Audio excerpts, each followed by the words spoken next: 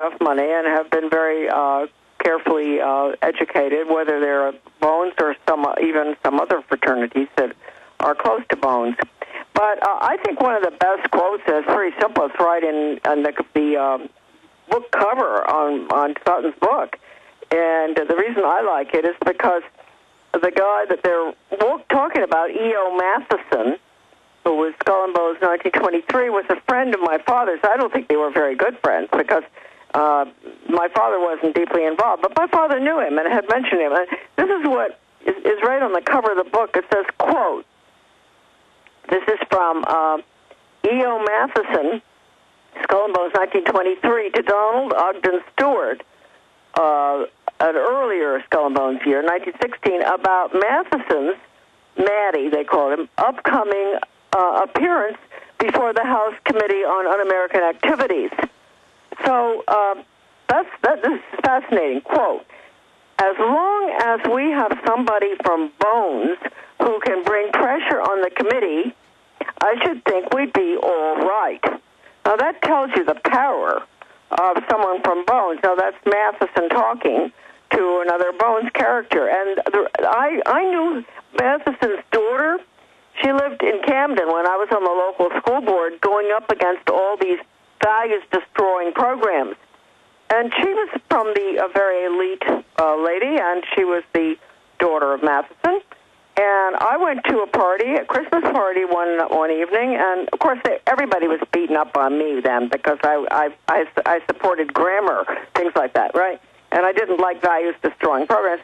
But she cornered me at this Christmas party and really beat up on me about my opposition to what was going on in the schools. I was on the school board. And I was so upset that I started to cry. Because it was in public that she was doing that.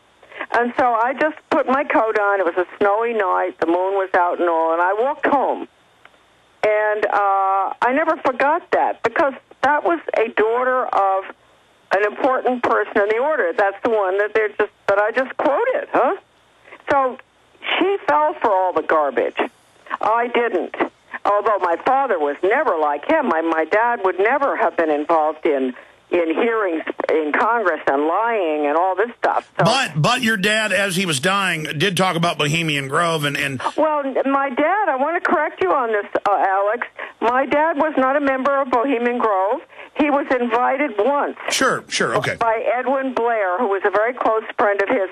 I think, they were roommates, but very close. Sure, sorry, I got confused by that. But I mean, to be specific, your dad did say that he didn't like it. He went because he was invited. He went and spent 10 days or something out there, and he came home, and he said it was very lush, very elegant, very interesting lectures and all, but he would never go back.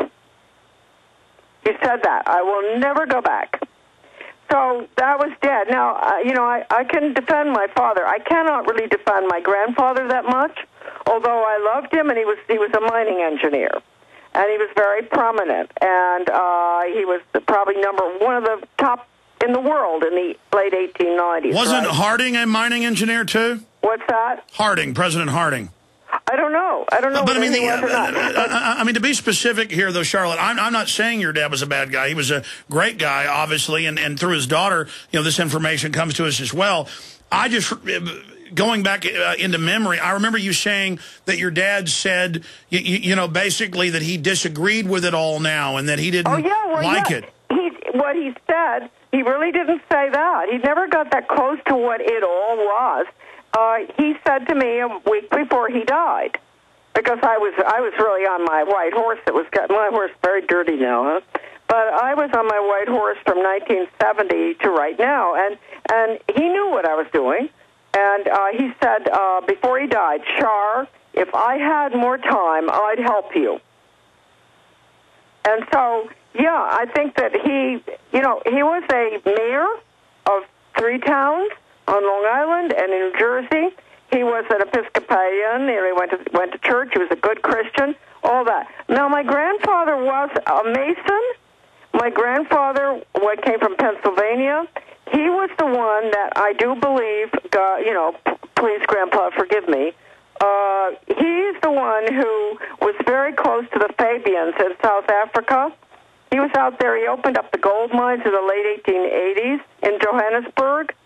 And I had a picture of him with Sir A. Bailey. I can't find that picture. I don't know where it is. But anyway, Grandpa... So that's the Cecil Rhodes connection right there. Absolutely. So Grandpa really was involved, I think.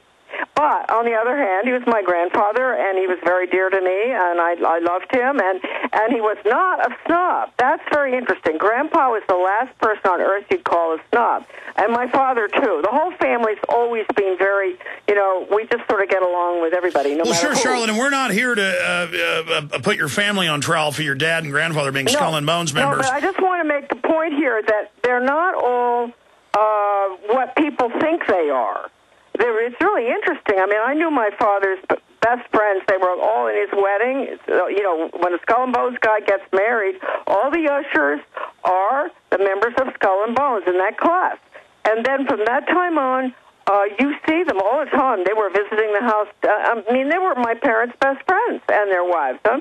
And you never would have known what the basic, what their goals were. There was one who I remember in particular, my sister's father, godfather, and very nice. And he, believe it or not, was the founder of the Hemlock Society, which pushes suicide. Did you hear me?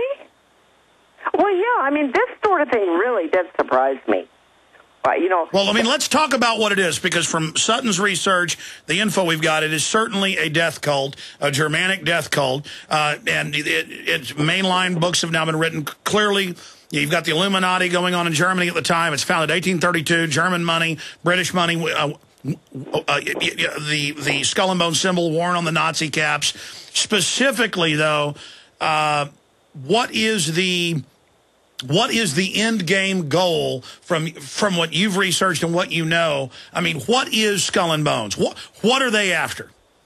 Well, I think, half of them or 2/3 of them are just little boys. They think they're playing little boys' games, right?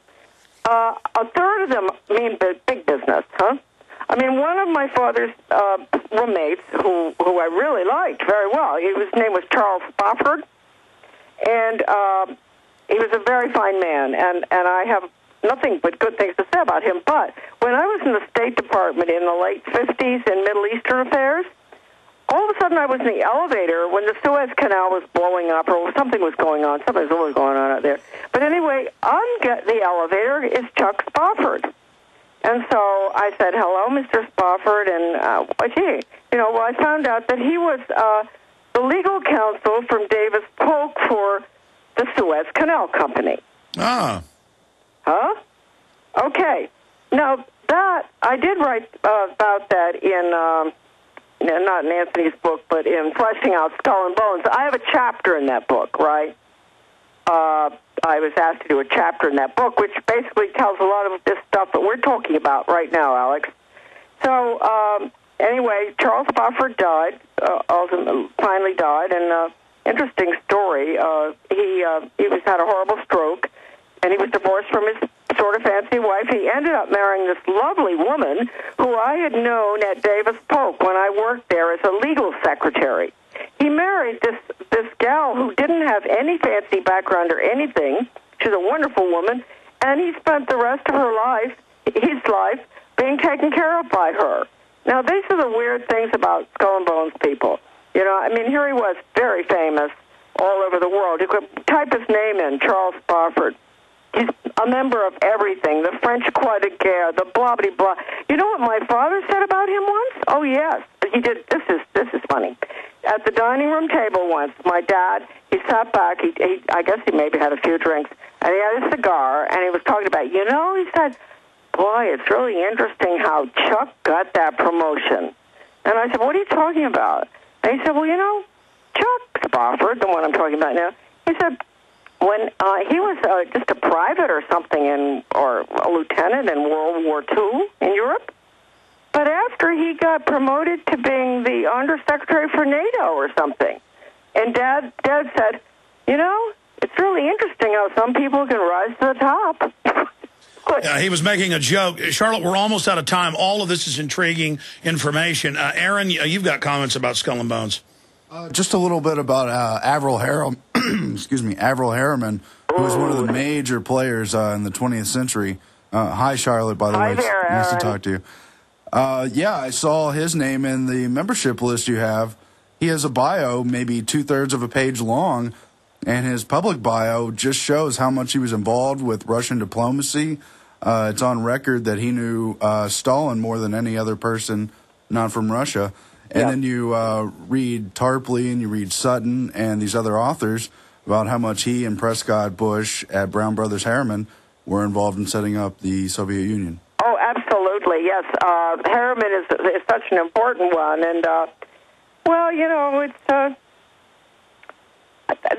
it's just pure evil. That's all I can say. Any order like that, we start studying it or what their goals are. You know, even if they hadn't done all these awful things, you know, the games they play and the horrible, you know, what they go through to become a member, that I couldn't understand. My father was very sound, you know, a very sound person. I can't even imagine him going through those ridiculous... Well, he's young. That's why the elite put their children into these organizations, is so it can be done by their peers, because they know they'll do things that peers say that they wouldn't do if their parents were telling them to do it. In fact, specifically, let's go back to your son and his research into the clock. And I've done other research in other occultic orders where they can basically do a spell where you know, they claim that this spirit is attached to you as long as the clock is still moving. Well, I think that's probably what Samuel was talking about. Yeah. But you know what I did to it? I had these 3 copper balls on the top of it, and they needed to be repaired. So the guy at the shop said, well, look, I'll give you 3 eagles for the time being, Charlotte. So we took the gold balls off. There's 3 of them on the top of the clock, and I put 3 eagles up there. And, you know, Skull and Bones must be having hysterics. Yeah, we've shown the photo of that clock. We'll show it again here in a moment. But specifically from your son's research into it, I mean, what other occultic information do you have, or was there anything, any other little things that your father was concerned about?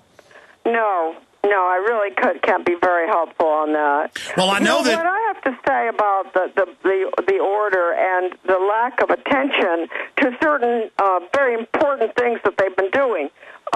It's okay to write about the order.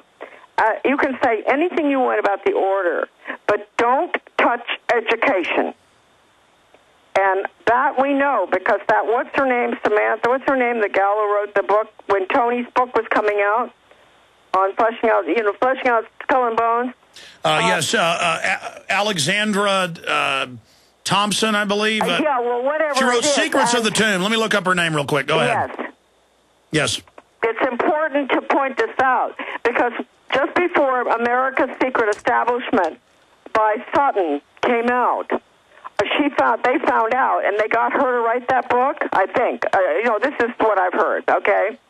And if you look at her book and any other book that's been written or allowed to be reviewed or whatever, you see nothing about education. Nothing. And as far as I'm concerned, of course, turning over all our secrets and stuff to the Soviet Union is total treason, right? But the method, the Pavlovian, the method coming out of Leipzig, Germany, and it was Skull and Bones, you know, it was Hopkins University that sent these guys over there originally. It was a mind control program that they were going to bring in, and she must have gotten married, because now her last name is Alexandra. No, it's Alexandra Robbins. That's her name. Go ahead. That's her name. And if you read her book, it's good, but there isn't a single mention of the mind control method that came out of Well, by the way, she Leipzig. comes from another, what is it, scrolling